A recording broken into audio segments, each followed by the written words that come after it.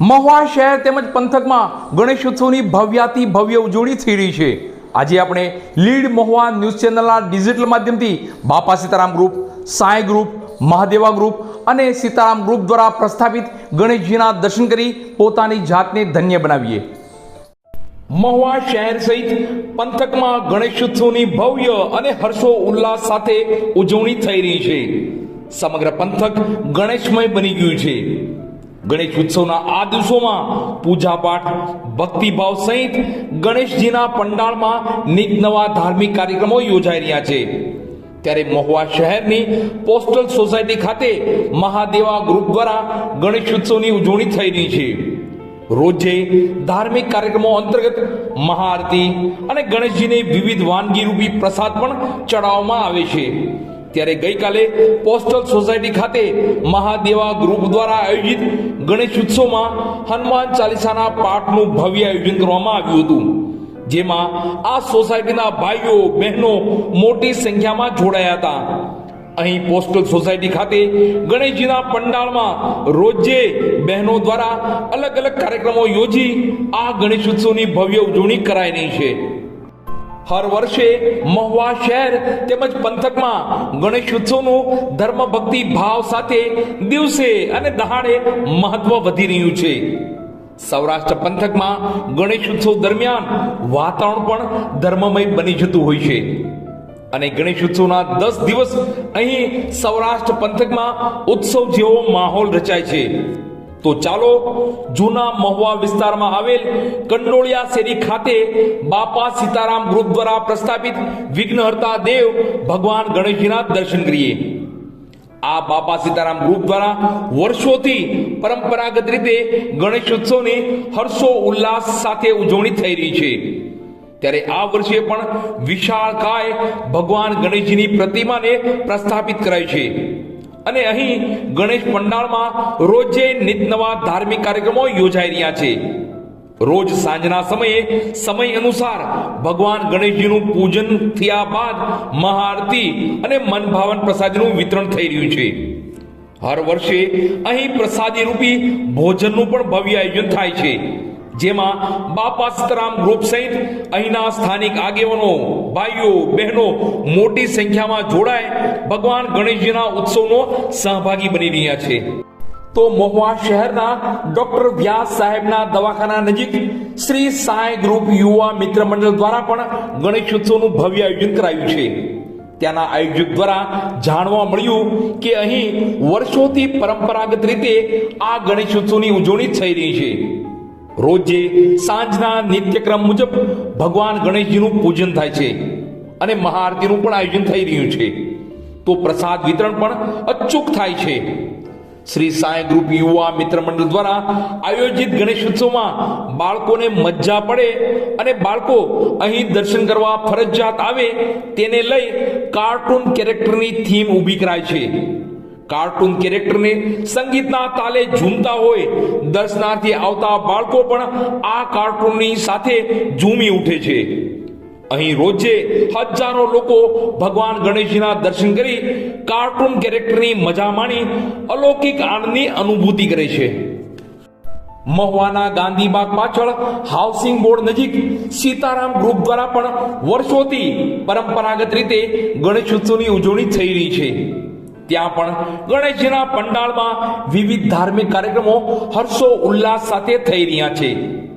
Sitaram group દ્વારા ગણેશ પંડાળમાં કલકત્તા ખાતે trainee lady doctor સાથે બનેલી ઘટના અને તેના મોતમાંથી લોકો શીખ મેળવે અને આ લેડી ડોક્ટર સાથે બનેલી ઘટનાના આરોપીઓને ફાંસી મળે અને જવાબદારો સામે કડક પગલાં ભરાય તે થીમ પર ગણેશ પંડાળમાં પ્લોટ ઊભો કરાયો છે। એટલે સીતારામ ગ્રુપ દ્વારા ધર્મના કાર્યની સાથે સત્યનો વિજય થાય તેવા પ્રયાસો હાથ ધરાયા છે।